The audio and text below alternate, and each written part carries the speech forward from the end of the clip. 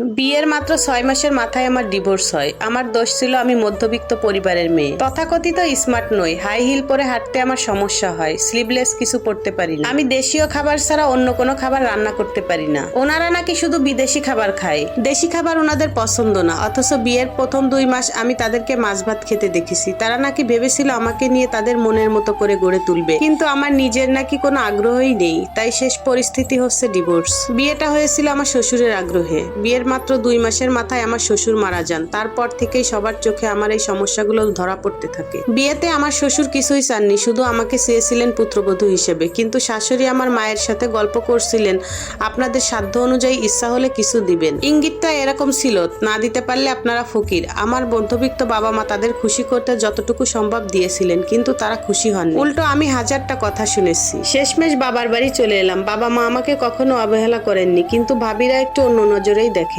সারাক্ষণ নামাজের পরে আল্লাহর কাছে হাত তুলে দোয়া করতাম আর অঝরে চোখের পানি ঝরাতাম। কিছুদিন পর খবর পেলাম সে আবার বিয়ে করেছে। পাত্রী স্মার্ট, আধুনিক, ধনী ঘরের একমাত্র রাজকন্যা। জানি না প্রাক্তন স্বামীর বিয়েতে আমার কি যায় আসে, কিন্তু তবুও চোখ ফেটে জল বের হয়ে এলো। কান্না আটকাতে না পেরে নিজের ঘরে গিয়ে খিল লাগালাম। শুনেছি তারা ভালোই আছে। আমার প্রাক্তন স্বামী তার অতি স্মার্ট ফ্যাশনেবল ড্রেস আর হাই হিল পরা নতুন স্ত্রীকে নিয়ে বিভিন্ন পার্টিতে যায়। তাদের নতুন বৌমা বিয়ের সময় এসি, ফার্নিচার, গাড়ি সবকিছু যৌতুক হিসেবে নিয়ে এসেছে। এমনকি বিয়েতে মেয়ের পক্ষ থেকে আমার প্রাক্তনকে একটা ফ্ল্যাটও উপহার দিয়েছে। তাই শাশুড়ি বৌমার মধ্যে দারুণ মিল। ঘরের রান্নাবান্না সেই আধুনিক আর না জানলেও চলবে, সেজন্য তো বুয়া আছেই। আর আমি বসে আছি অন্ধকার একটা ঘরে। এ নিয়ে 4 বার পাত্রপক্ষ আমাকে রিজেক্ট করলো। আমি ডিভোর্সি জেনেও তারা আমাকে দেখতে আসে, কিন্তু খাওয়া দাওয়ার পর হাসি মুখে বলে, ছেলের আয় রোজগার তো ভালো না, ছেলেকে একটা ব্যবসা ধরিয়ে দিতে হবে, আরো বহু কিছু। আত্মীয় স্বজন আমাকে দেখে আহা উহু করে। আড়ালে আমি তাদের সমালোচনার বস্তু মাত্র। বাইরে গেলে লোকজন আর চোখে তাকায়। ডিভোর্সটাকে এই সমাজ এখনো ট্যাবু করে ধরে রেখেছে। কেউ কেউ তো বলেই বসে, একটু মানিয়ে নিলেই পারতে।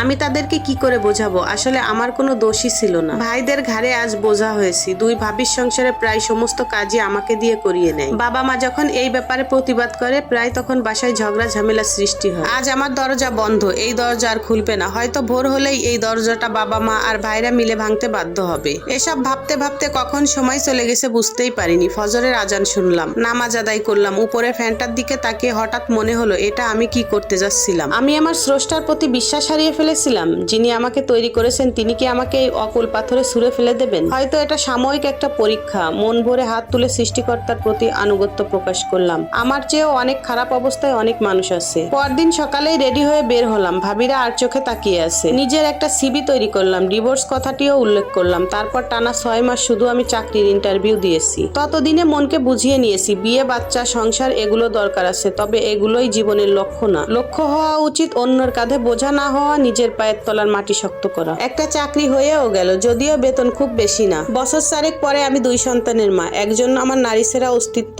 আর অন্যজন যাকে এইটুকু বয়স থেকে কোলে তুলে নিয়েছে। হ্যাঁ, আমি আবারও বিয়ে করেছি, চাকরিও করছি। সবকিছু মেনটেন করতে যদিও একটু কষ্ট হচ্ছে, তবুও আমার হাজবেন্ড খুব সাপোর্টিভ। ভদ্রলোক আমার ব্যাংকে একটা কাজে গিয়ে আমাকে পছন্দ করে। ওনার নাম সাফায়েত হোসেন। তিনি পেশায় একজন লয়ার এবং বিপত্নিক। মেয়েটির জন্মের সময় মা মারা যায়। পারিবারিকভাবে কোনো রকম ধুমধাম ছাড়াই বিয়েটা হয়েছিল। সাফায়েত লয়ার হওয়ার সুবাদে মাঝে মাঝে কিছু ক্লায়েন্ট বাড়িতে আসতো। তাদের বসার জন্য বাইরে আলাদা একটা রুমও আছে। একদিন দেখলাম আমার প্রাক্তনও এসেছে সেখানে। আমি বাইরে থেকে এক নজর দেখেই চলে আসলাম। পরে আমি সাফায়েতকে জিজ্ঞেস করলাম কে ছিল। সে বলল, আরে আর বলো না, আমার এক ক্লায়েন্ট। আমি বললাম, কি সমস্যা তার? সে বলল, ডিভোর্স কেস। সত্যি বলতে আমি কখনো তাকে বদদোয়া করিনি বা অভিযোগও করিনি, কিন্তু ওই যে প্রকৃতির প্রতিশোধ বলে তো একটা কথা আছে।